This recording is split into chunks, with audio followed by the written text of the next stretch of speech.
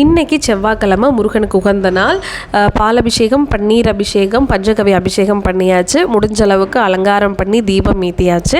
அதே மாதிரி ஒரு செவ்வாய்க்கிழமையும் வீட்டில் வந்து நம்ம இந்த மாதிரி வெத்தலை தீபம் போடுறது ரொம்ப சிறப்பாக இருக்கும். நம்ம ஒருத்தருக்கும் ஒரு விதமான தேவை இருக்கும் இல்லையா உலகத்தில்.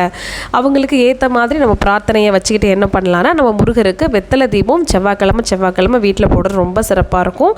நீங்களும் ட்ரை பண்ணி பாருங்கள். அதே மாதிரி இன்றைக்கி வந்து பார்த்திங்கன்னா 108 போற்றிகள் முருகனுக்கு தனியாக சொல்லிவிட்டு, அப்புறம் வேலுக்கு 108 போற்றிகள் சொல்லிவிட்டு, அதுக்கப்புறம் தான் வந்து இன்றைக்கி வேல்மாறல் படித்தேன். அதுக்கப்புறம் திருப்புகழ் படித்தேன். கடைசியாக வந்து பகைக்கடிதல், கந்தசஷ்டி கவசம் முதல்ல படிச்சிட்டேன்.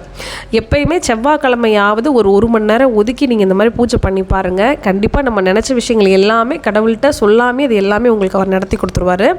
என்னோடய லைஃப்பில் எல்லா விஷயமும் அப்படி தான் நடந்துகிட்ருக்கு. நம்ம வேண்டுதலே வைக்காமல் நமக்கு என்ன தேவையோ உடனே நம்ம கொடுக்கக்கூடியவர் வந்து முருகர் தான். அதனால் நீங்களும் உங்கள் வீட்டில் இந்த மாதிரி ட்ரை பண்ணி பாருங்கள். இதெல்லாம் சொல்கிறதுக்கு முன்னாடி ஃபஸ்ட்டு விநாயகருக்கு 108 போற்றியும் விநாயகர் துதியும் சொல்லி முடிச்சுட்டு எந்த ஒரு மந்திரத்தை நம்ம பாராயணம் பண்ணுறது நமக்கு ரொம்ப சிறப்பாக இருக்கும். ஓகேவா? நீங்களும் வீட்டில் ட்ரை பண்ணி பாருங்கள்.